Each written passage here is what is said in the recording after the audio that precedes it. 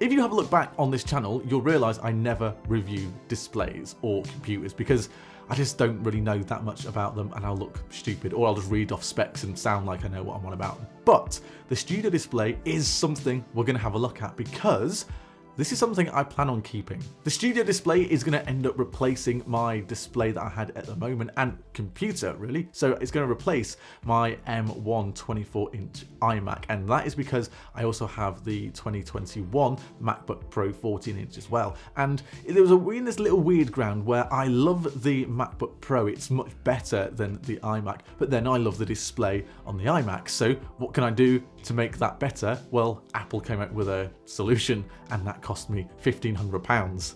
So good solution. Let's start with the design of the Studio Display, and the design of Studio Display is the same as you would see on the iMacs that just got released. It's pretty much the similar thing, and of course when you go for this standard display and you get that standard mount for it, it means all you can do is kind of rock it back and forth, and it's never really been a problem for me in the past. It pretty much goes as low as I want it and as high as I want it. I don't need that to be raised or to be lowered, so the way it is for me I think is really good. And 400 quid extra to get a better tilt and height thing? No, I don't think so. No. The design of this Studio Display is 27 inches first of all, and then it just starts to look premium. That's the best thing about this, and you'd expect that for £1,500 on a display. Don't get me wrong, this is very expensive, but it couples with that MacBook Pro really well. I don't think there's many other monitors on the market at the moment that's 27 inches that has 5K that looks as good as this Studio Display does. The back of the Studio Display looks exactly the same as the iMacs, and you get those 4 USB-C ports in there, and of course one of them is Thunderbolt as well to be able to connect your MacBook Pro to. And here's something that's interesting, there's no on or off switch on this Studio Display. As soon as you connect the Mac to it, it just powers itself on, so when the Mac's not connected, it's not powered on. I feel like the bezels on this as well are a lot thinner than they were on the iMac that was released last year, and that just kind of bumps it up in terms of that quality and that price. But of course, you don't get a computer inside this, but what you do get is that A13 Bionic chip. And that A13 Bionic chip is the same one that powers the iPhone 11, so this runs on iOS. But it's meant to power this camera as well. There's 12 megapixel camera, which is the same that is in the iPad Pros. But as you can see, it's not great, it's grainy, you can see there's noise all over the place, and it shouldn't really have shipped like this. It should have been a lot better. And there is meant to be software updates coming. Apparently this is a bug that has happened right at the last minute, but there's going to be updates in the future. So hopefully that, coupled with things like the center stage feature and of course that 12 megapixel camera, hopefully that makes this just a little bit better. And of course in the display you get those 6 built-in speakers as well, and the sound from this is fantastic. Let me show you exactly what it sounds like.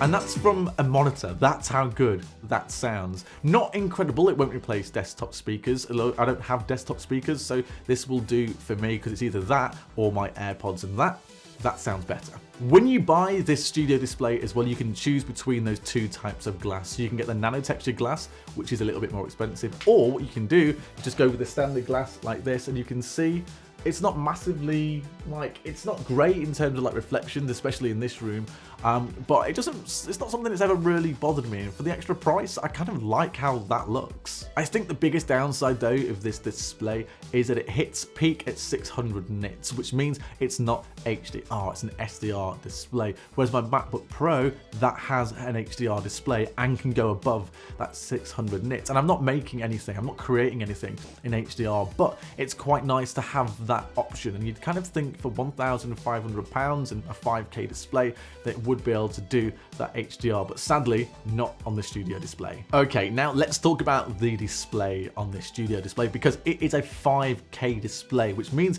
14.7 million pixels, and 5K displays, there aren't many of them. You've probably seen by now you have that LG ultrafine 5K display, but the panel on this one I feel just takes it slightly above what that LG is. Having that 5K obviously means that the picture is really crisp, it's really kind of sharp, and it looks really good. But one thing that'll happen is that you won't get blacks, for example. So the lowest it will go, or the deepest black it will get, is probably going to end up being something of like a dark grey, but you're not going to get blacks, whereas on my MacBook Pro, I feel like you do get that, but on this one, you don't. So that might be the downside. It's a bit disappointing, actually, but that's one of those things. What can you do? A little difference compared to my iMac, and I know it's not an iMac, but compared to that one, the power cable is kind of like just locked in place on the studio display. You cannot take it out, whereas on the iMac 24-inch, you can take it out, and that doesn't bother me massively, but for some people, maybe it would bother you, so it's good to know.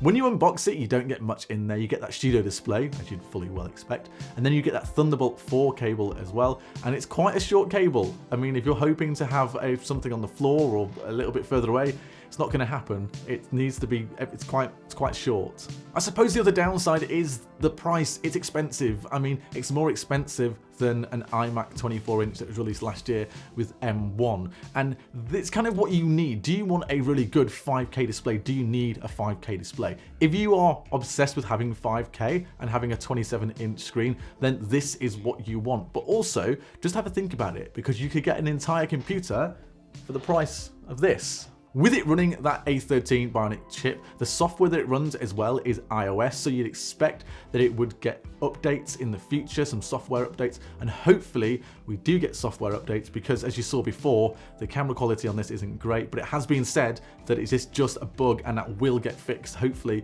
in the next couple of weeks. Fingers crossed. They've got to fix it because it doesn't look great. The last monitor that I bought with my own money was cheap. It was about 400 quid, and it was one from LG, and it was a 4K monitor. And you know what? It was fine. But there's something about this, and I don't think most people need this. If you've got your iMac or you've got your MacBook Pro, then you're absolutely fine. Do I need this? Of course I don't need this. But I've got my iMac, and I don't need two computers. I don't need an iMac and a MacBook Pro, so I will sell the iMac and replace it with this behind me. But for most people, you probably don't need it. My first impressions though of this display are that I love it. I think it looks so smart, it looks so neat sat on the desk, and it looks a lot better than the 24-inch iMac because it gets rid of those white bezels, gives you black bezels. Granted, they're pretty much the same size, but this looks better. So let me know in the comments, what do you think? Is it too expensive for a display? Let me know. If you enjoyed the video, then subscribe to the channel, and of course, why not like it as well? And see you later.